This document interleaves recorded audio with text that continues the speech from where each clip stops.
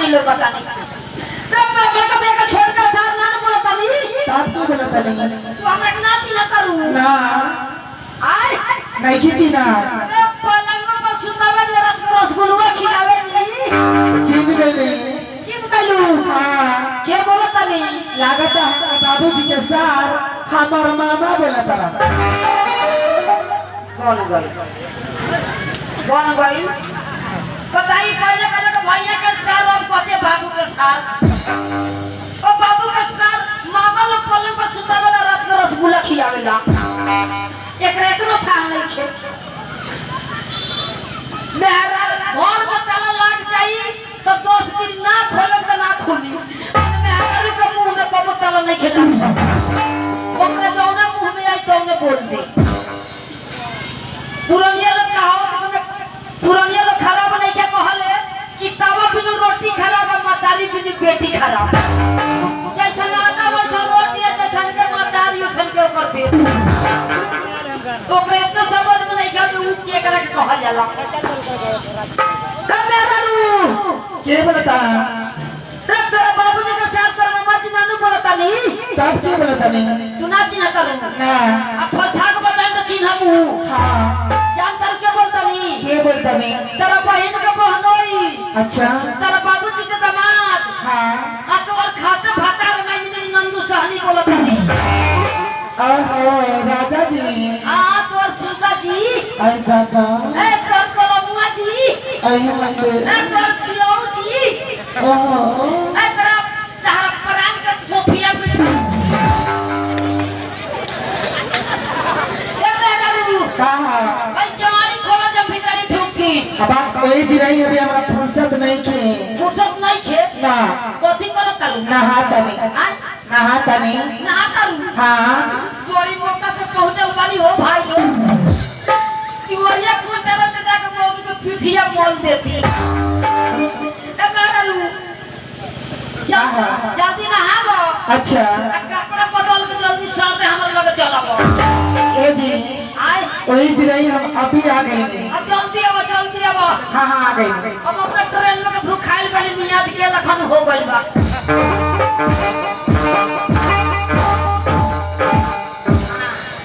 ये वाली खुल गई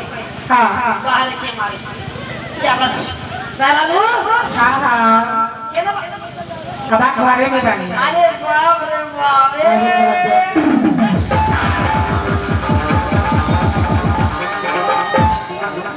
बाहर मेहरारू देखी लगन ये हमर मेहरारू हियो हमरा कितना जानत या कितना मानत या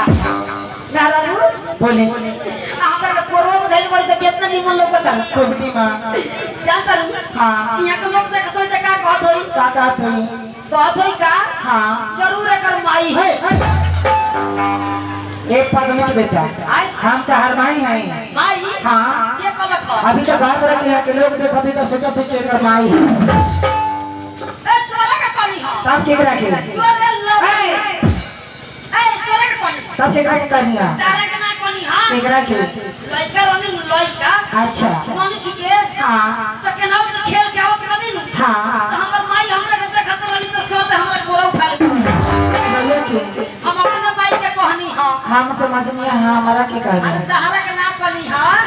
तू तो हमर मेहरारू हो हाँ हमर जनाना हो हाँ अरे बाप रे बाप तू तो हमर मेहरारू हो हाँ हमर जनाना हो हाँ हमर वाइफ हो हमर बीबी हो हाँ हे उस्ताद लोग दीदी है वो लोग के दीदी है ना उनकर ना और खाली उनका और खाली है साउंड ऑपरेटर का हाँ मेहरारू कहा अरे बाप रे बाप हमर मौगी बड़ी छरकतिया हो कितना या करा अब आप कुछ भी लगता भाई लौटे वाला ना तू हाली सो छन के ली सब वही हमर मौगी भी अभी कोई लौटे भी है वही से छन कर दिया आला कहा ए तो बड़ी चिकना बड़ी हो मेहरारू बोली ए तो को पेटी बड़ी निकल आए देखी निकल कि तो सब इजराइल मछली खाने तो पेटी पे एक ले हम इजराइल मछली नजर आता ना अब मेहरारू कहा एक बात कर बोली तू तो जानता रहोगे कि शादी के 5 साल हो गए हाँ 5 साल हो गए। अब 5 साल के बीच में याद कर ले हमरा तारा भेंट मुलाकात ना क्यों ना भाई?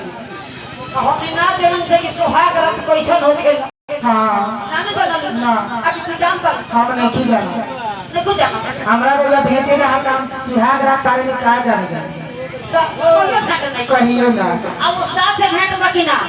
कौन कर से कहिए नहीं के नहीं भाई। आज उधारे पर आदमी लोग मरता है। खाए अपन फायदा खोटी हो गलो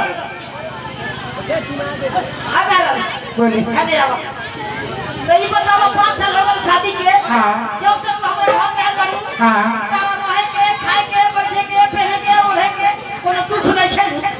रहे के पैसे के पीने के तो दुख नहीं थे। हाँ लेकिन जब से हमारे घर में आए बनी तब से खाए के बहुत ज्यादा दुख बा। अति बोलू हां खाए की बहुत ज्यादा दुख बा। हाँ हाँ कहा तारा बोली हमरा घर में करे खाए का दुख बा हाँ कथी खाए का दुख बा काफी खाए के दुख बा। अरे हमरे घर में चावल बोरा का बोरा सड़ता थे खाई ढाहा देखी लगी तारा को फूल खा कर मन हमनी का भेंट ना भइल ए बोरा के बोरा सरता आ रोज बाजार से पॉलिथीन में 1 किलो खरीद आवेला तो 2 टाइम बनेगा। ए लवाली रे हमरा घर में